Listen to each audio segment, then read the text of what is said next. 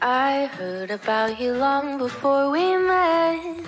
You're winsome and you're young, at least that's what they said. Underneath your glitter and your gold, when I've had enough of your beauty.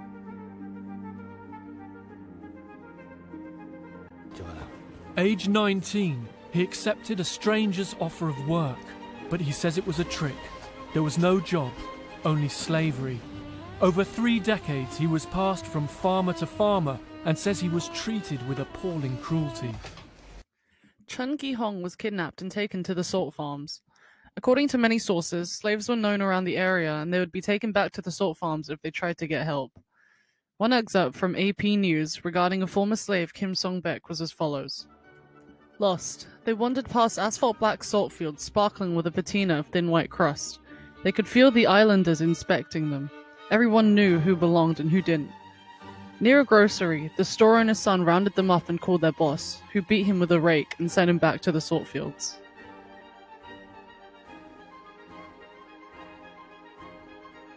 Kim Kang-won, an activist who participated in the investigation, said that if the recent investigation was done properly, then pretty much everyone on the island should have been taken to the police station and charged. The whole village knew about it. In 2016, 3 men were arrested for raping a 20-year-old female teacher. 2 weeks after it was initially reported to the local education office, it was reported to the Ministry of Education, and so people were outraged and accused the local officials of trying to conceal the crime. 2 of the men that raped her actually had kids at her kindergarten.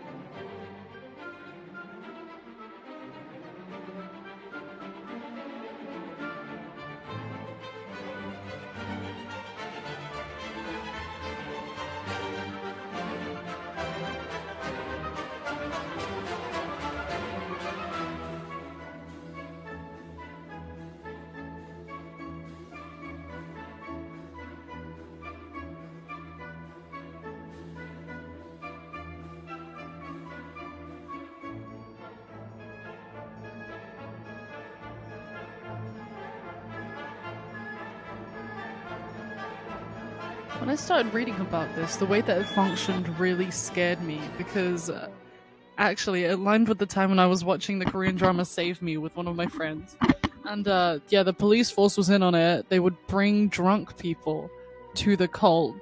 And obviously the cult will do anything they can to keep you in there. So especially if you're disabled or like mentally unable, then it's very, very easy for you to do that. And actually one of the guys that was kidnapped, the guy in the first video, Chun Gi-hong, there was a part in the video where if you watch the documentary, which you really should, where he talks about how they beat him and abused him, but he still calls them mum and dad. And that really broke my heart because he knows that they're not his real parents, but he said that they said they called him family, and they didn't treat him like family, but they said that he was a part of their family. And that's just horrifying. Like, that's the way these people are treated. But they know that this is the only help they can get because most of these people, they're looking for jobs or they're homeless, and they just get taken into a situation where they're not earning money. They're just kind of staying alive, enough to stay alive, and they're being treated like shit, but they can't do anything about it. And that's just horrifying. Yeah, so if anyone's still listening, please don't go there.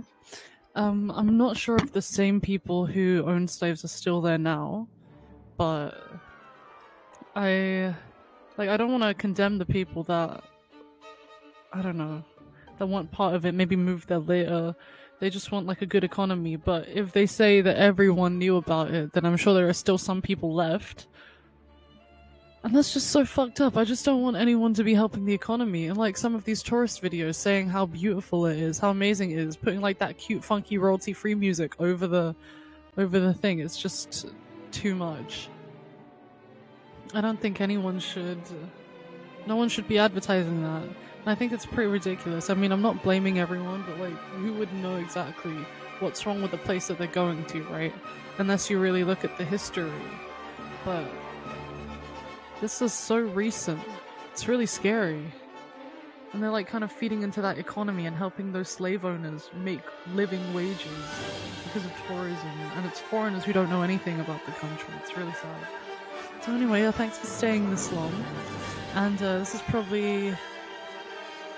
I might make more of these videos in the future, but I don't know. Like, this is the only thing that I've really cared about enough that other people haven't talked about yet to say. So, thanks for watching.